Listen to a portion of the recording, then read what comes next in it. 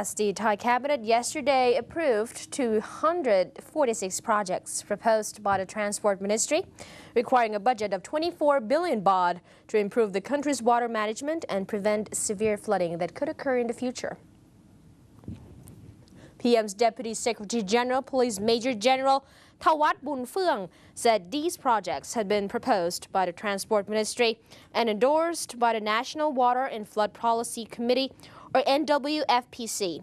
Relevant authorities still have to work out the details and present them to the cabinet for another review, according to Thawat. The proposals include mega projects like constructing or extending roads that are high enough to serve as an embankment.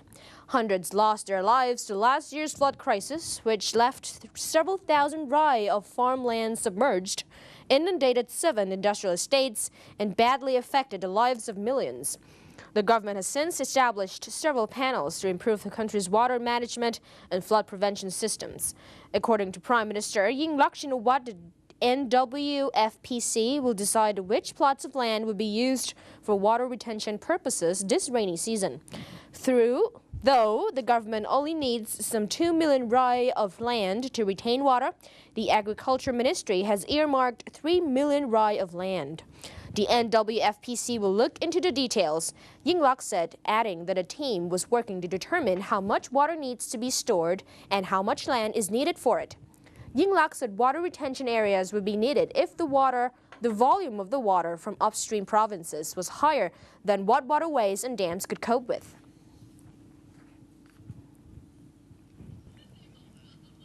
Good news for growth-oriented economists. Private-owned University of the Thai Chamber of Commerce raised its economic growth forecast for this year for Thailand to 5.9% amid high consumption as well as tourism growth. Meanwhile, the government gave a 6.5% GDP forecast for 2012. The University of Thai Chamber of Commerce warned the government should curb diesel price at no more than 34 baht per liter to ensure stable growth during the first 6 months of the year. The University of the Thai Chamber of Commerce's earlier estimate for 2012 growth in gross domestic product was 4.7% because of the impact of the severe floods late last year. The university's study cites the fact that for every baht increase in the price of diesel, the economy is slowed by 0.1 to 0.2%. The UTCC's Economic and Business Forecasting Center Director, Thanawat Phonvichai, said that the government should slow down its plan to increase excise duty on diesel in the first half, as the rocketing price of fuel would destroy consumer sentiment and shrink economic growth. The UTCC now projects inflation coming at 4% this year, up from its previous forecast of 3.8% because of higher fuel prices.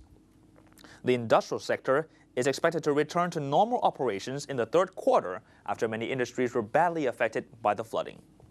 Thanawat warned that enterprises will not be able to shoulder higher production costs if they are hit by a combination of higher fuel prices and increased wages in the first half.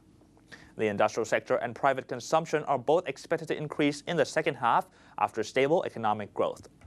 The agricultural sector is expected to grow by 3.7%, the industry by 8.1%, investment by 9.8%, and private consumption by 4.4%. The tourism sector is expected to show significant growth at 4.8%, with the number of foreign investors reaching 19.8 million this year. Tourism income is forecast to rise by 5.4% to 768 billion baht. Prime Minister Yingluck Shinawatra said Thailand's economy could grow up to 6.5% in 2012, recovering from the impact of months of devastating floods last year. She said government stimulus measures as well as post-flood rehabilitation and disaster prevention spending will drive the recovery.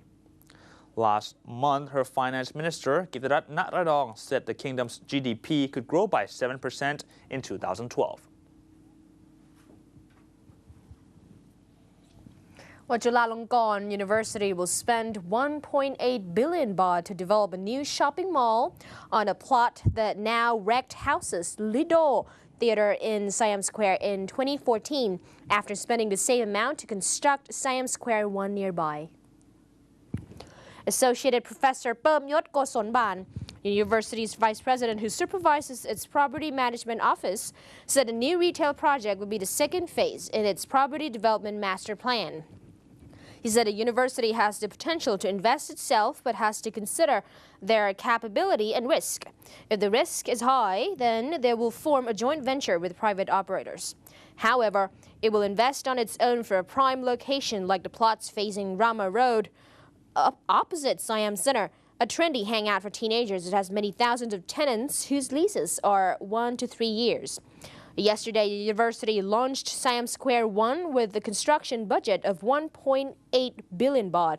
It will be located on an 8.45 rai plot, where the Siam Theatre was formerly located before it was blazed during the Red Shirt riots in 2010.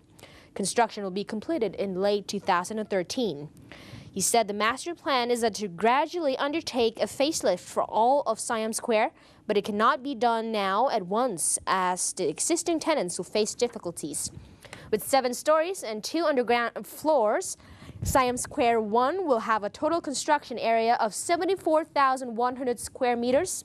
Some 32,600 square meters will be lettable area for 788 shops, sized between 4.5 to 25 square meters. Monthly rents will range from 35,000 to 80,000 baht for indoor shops and 2,000 baht per square meters for outdoor areas. The upfront fee will be 15% of monthly rent for a 3-year contract. About 60% of the space will be reserved for former tenants at the Siam Theatre Mall. There will be an 850-seat theater called Playhouse as the university opened bidding to lease it for 9 years. Bidders include Workpoint Entertainment and TV Thunder. Associate Professor Bumrungrad said the university was waiting for approval from the cabinet on its 2 joint venture plans, which is the mixed-use project at Charanpon Junction and a hotel in the Siam Kit building. The Charanpon project will likely cost over 6 billion baht and received bids from 2 giant property groups that are Land and House Property and TCC Land. Land and House offered a higher return, but the university wants an even higher number, a result which will be announced next month.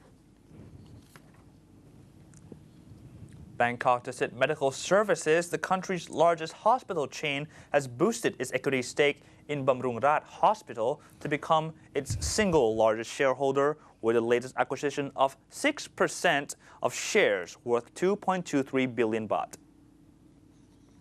Now, Bangkok Dusit holds 20% of the Bumrungrad shares, ahead of Bangkok Insurance, which currently holds 14.6% of shares. Bangkok Dusit also controls 38% of Ramkhamhaeng Hospital as it prepares to expand the hospital chain to stay competitive ahead of the ASEAN Economic Community, which will be a single market of 10 countries in 2015. Bangkok Dusit, or BGH, last year posted net earnings of 4.38 billion baht, up 91% from 2010 on revenue of 37 billion baht, up 55%.